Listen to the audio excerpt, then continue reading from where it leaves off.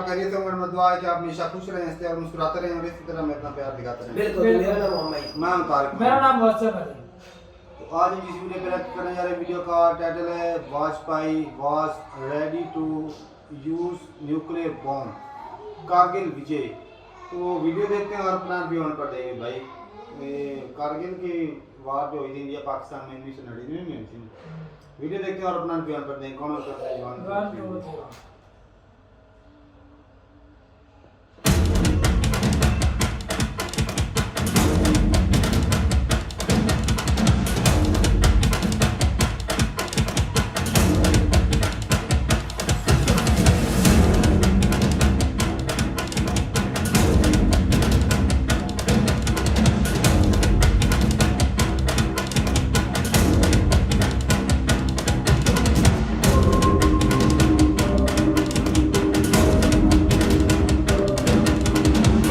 नमस्कार दोस्तों, जय मां भारती।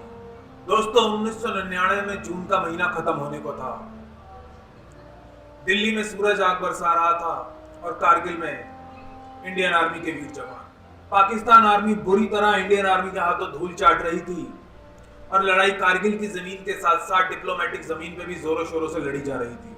जब इंडियन आर्मी के जवान टाइगर हिल पे अपना शिकंजा कस रहे थे, उसी समय पाकिस्तान का प्रधानमंत्री नवाज शरीफ हॉटलाइन पर वाशिंगटन के सामने मिन्नतें कर रहा था कि किसी तरीके से उसकी इज्जत बचा ली जाए। जब भारतीय गोलों की आग से टाइगर हिल का आसमान लाल हो धधक उठा था, नवाज शरीफ क्लिंटन के पैरों में गिड़गिड़ाने अपना बस्ता बांध वाशिंगटन जाने की तैयारी कर रहा था।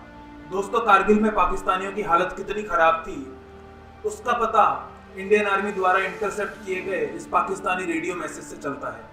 हिंदुस्तानी हवाई फौज ने नाक में दम कर दिया है। एक हवाई जहाज जाता है और दूसरा आता है और 30-30 मिनट ऊपर नाचता है।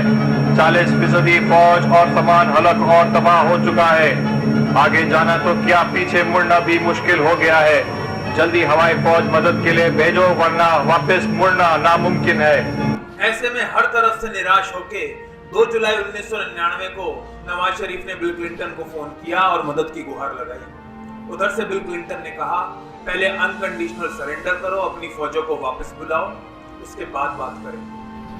दोस्तों, ऐसा क्यों था? ऐसा क्यों था कि अमेरिका इस बार पाकिस्तान की मदद करने को तैयार नहीं था, जबकि इतिहास में हुई हर इंडिया पाकिस्तान की लड़ाई में अमेरिका खुलकर पाकिस्तान की मदद करता रहा था। तो इस बार क्या कारण था कि अमेरिका अपने आप को बंधा हुआ महसूस कर रहा था?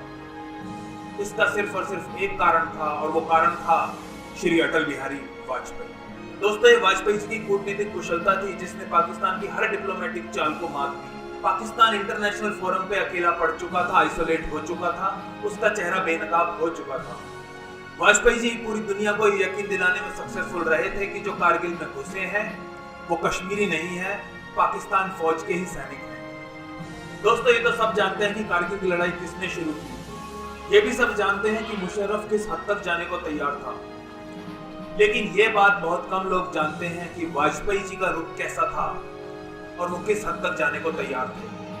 बरखा दत्त की किताब दिस अनक्वाइट लैंड के अनुसार अटल जी एलओसी क्रॉस करने और न्यूक्लियर वेपन्स इस्तेमाल करने के लिए तैयार हो चुके थे। और अगर पाकिस्तान ने कारगिल से विड्रॉ ना किया होता तो भारतीय फौजों ने पाकिस्तान के ऊपर वेस्टर्न बॉर्डर पे हमला बोल दिया होता और शायद वाजपेयी जी ने न्यूक्लियर वेपन्स का बटन भी दबा दिया होता। जहां तक अटल जी के एटीट्यूड का सवाल है, वो साफ पता चलता है जो उन्होंने क्लिंटन से बातें की और चिट्ठियां लिखी। क्लिंटन के 100 बार अनुरोध करने पर भी, आग्रह करने पर भी अटल जी का हर बार एक ही जवाब होता था कि पहले पाकिस्तान अपनी आर्मी वापस बुलाए, उसके बाद बात होगी। क्लिंटन चाहता था कि नवाज शरीफ और अटल जी एक साथ एक टेबल पर बैठें और बातचीत हो, पर इसके लिए अटल जी कभी भी जवाब नहीं हुए। ब्रिजेश मिश्रा का यहाँ तक कहना है कि जब भी क्लिंटन का फोन आता था तो वाजपेयी जी कुछ बोलते ही नहीं थे, ज्यादातर चुप ही रहते थे और जब अपना मुंह खोलते थे तो एक ही बात बोलते थे कि पाकिस्तान पहले अपनी फौजें वापस बुलाए। दोस्तों, असल में वाजपेयी जी गुस्सा थे, आहत थे। वो आहत थे अपने साथ हुए विश्वासघात की। वो आहत थे जो विश्वासघात उनके देश के साथ हुआ और जो पर्सनली उनके साथ भी हुआ। जब वो बस में बैठ शांति की उम्मीद लिए लाहौर जा रहे थे, उसी समय कोई पाकिस्तान से उनके देश के खिलाफ षड्यंत्र रच रहा था। जब वो एक शांतिपूर्ण भविष्य की उम्मीद लिए नवाज शरीफ को गले लगा रहे थे, उसी समय कोई सीमा लांग उनके देश की चौकियों पे कब्जा कर रहा था। वाजपेयी जी आहत थे और वो किसी भी कीमत पर पाकिस्तान पे विश्वास करने की गलती को दोहराना नहीं चाहते थे। दोस्तों, उस टाइम पे जो बिल क्लिंटन के स्पेशल असिस्टेंट थे ब्रूस रिडल, उनका कहना है कि वाजपेयी जी का रवैया बहुत ही सख्त था और वो एक भी सेकंड के लिए अपनी पोजीशन से 1 इंच भी नहीं डगमगाए। उन्होंने कॉम्प्रोमाइज करने से बिल्कुल साफ इनकार कर दिया था। और ऐसा ही कहना है उस टाइम के national security adviser Brajesh Mishra का। ब्रजेश मिश्रा के अनुसार वाजपेयी एलओसी क्रॉस करने और न्यूक्लियर वेपन्स यूज करने के लिए तैयार हो चुके थे। बरखा दत्त की किताब के अनुसार इंडियन आर्मी ने अटल जी के सामने एक प्लान पेश किया। इस प्लान का नाम था 6 डे प्लान। इस प्लान के अंतर्गत इंडियन ट्रूप्स को इस तरीके से डिप्लॉय करना था कि जब जरूरत पड़े तब वो 6 दिन के अंदर अंदर वेस्टर्न बॉर्डर क्रॉस करके पाकिस्तान पे हमला बोल सके। उस टाइम के Indian army chief general VP Malik ने अटल जी से एक मीटिंग के दौरान कहा कि अगर मैं कारगिल में सब कुछ ठीक नहीं कर पाया तो मैं पाकिस्तान पे कहीं और धावा बोल दूंगा, और कहीं और से उनका मतलब था वेस्टर्न बॉर्डर। अटल जी की सहमति से जनरल वीपी मलिक ने अंडमान निकोबार में तैनात इंडियन आर्मी की एक ब्रिगेड को यह ऑर्डर दिया कि वो वेस्टर्न बॉर्डर की तरफ रवाना हो जाए। साथ ही उन्होंने बंगाल की खाड़ी में तैनात एक इंडियन नेवी फ्लीट को भी ये ऑर्डर दिया कि वो अरब महासागर की तरफ चल पड़े। बिल क्लिंटन और अमेरिकन एडमिनिस्ट्रेशन वाजपेयी जी का एक कड़ा रूप देख हैरान थे और वो समझ चुके थे कि इंडिया के साथ दाल नहीं गलने वाली।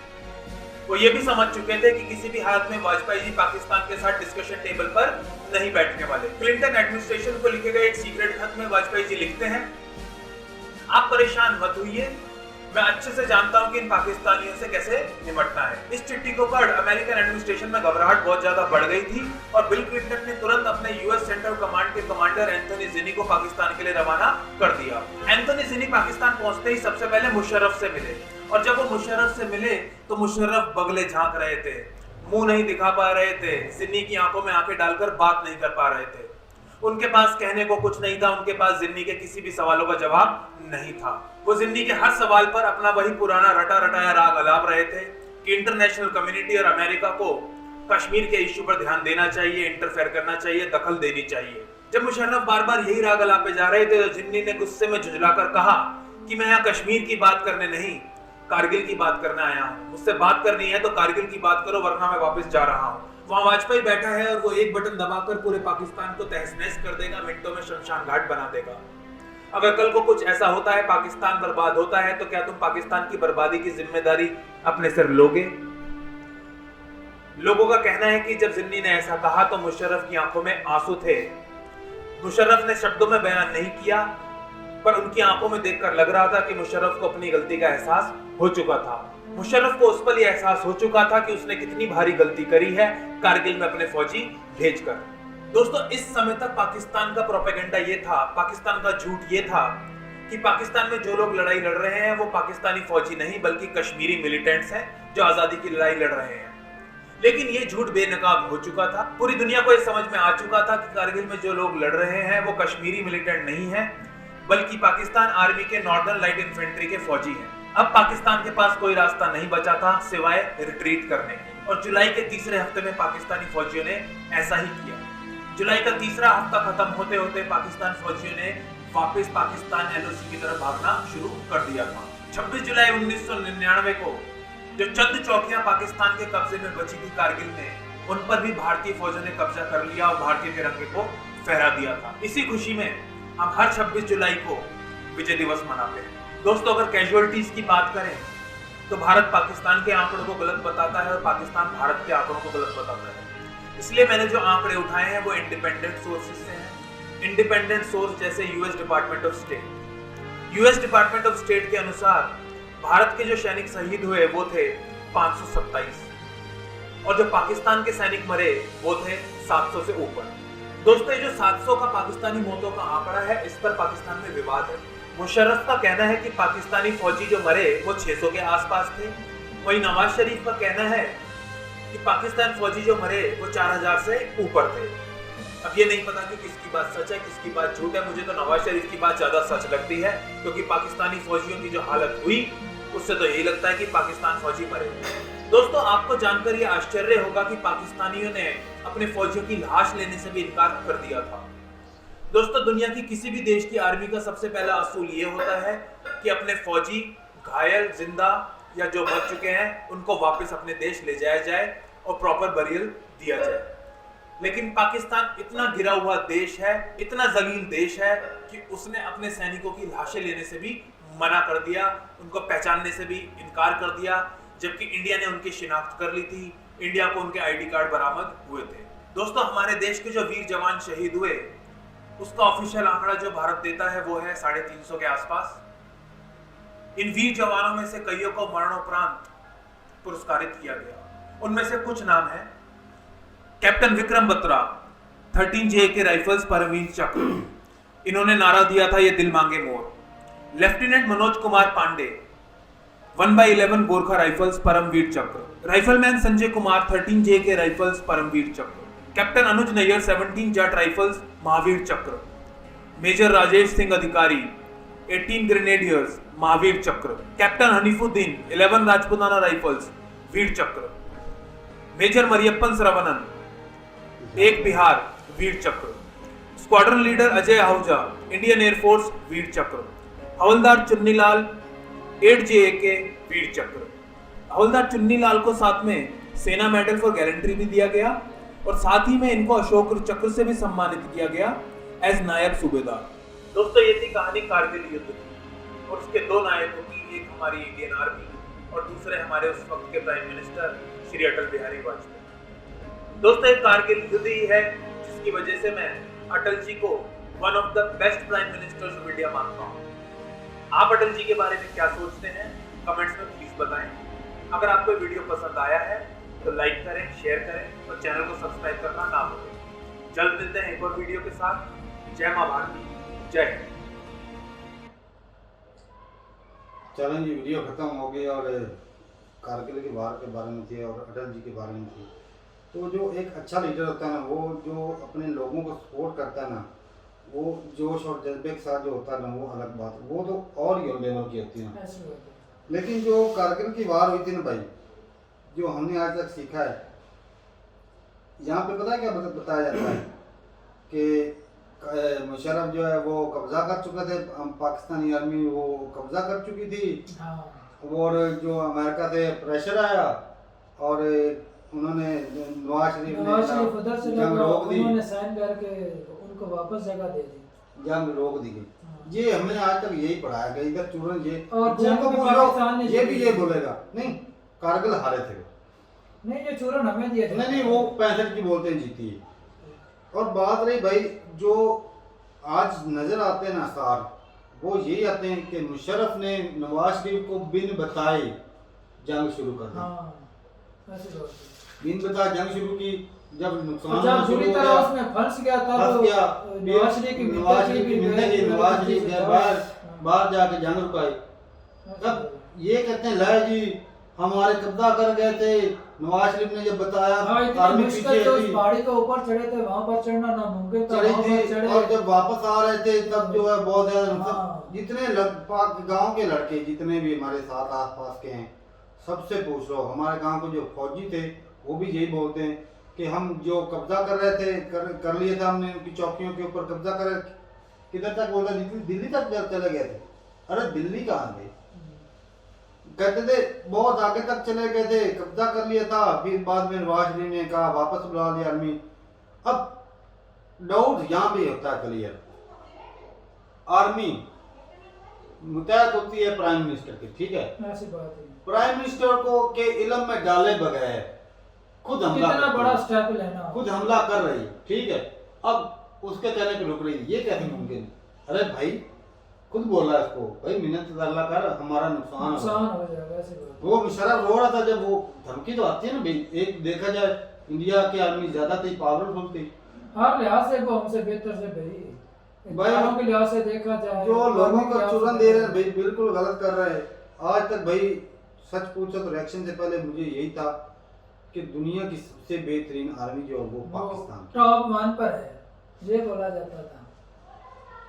अब अंदाजा लगा लें कि पाकिस्तान में कितना चूरन में बेचा जाता है, तो अंदाजा तारक भाई इसी बात से लगाया जा सकता है, हम जो वेपन लेते हैं वो बाहर वाले कंट्री से लेते हैं, हमारे यहाँ इतनी आर्मी के नौजवान नहीं है, हर लिहाज का जो वेपन है हम बाहर वाली कंट्री हम अपना खुद से पैदा नहीं कर सकते, तो हम कैसे बेहतर हमारी आर्मी सारा कुछ देखा जाता है, पावरफुल बनने के लिए हथियार देखे जाते हैं, इकोनॉमी देखी जाती है, बजट देखा जाता है, सारा कुछ देखा जाता है, हथियार देखे जाते हैं, तब जाके नंबर 1 आर्मी आती है। अमेरिका की नंबर 1 जो किस साल का बजट था वो भी 70% सबसे ज्यादा बड़ी तो आर्मी वैसे देखा जाए तो चाइना की है, नंबर 1 अमेरिका की। क्यों? क्योंकि उसके पास बजट है, इसके पास हथियार है, हाँ ऐसे ये है।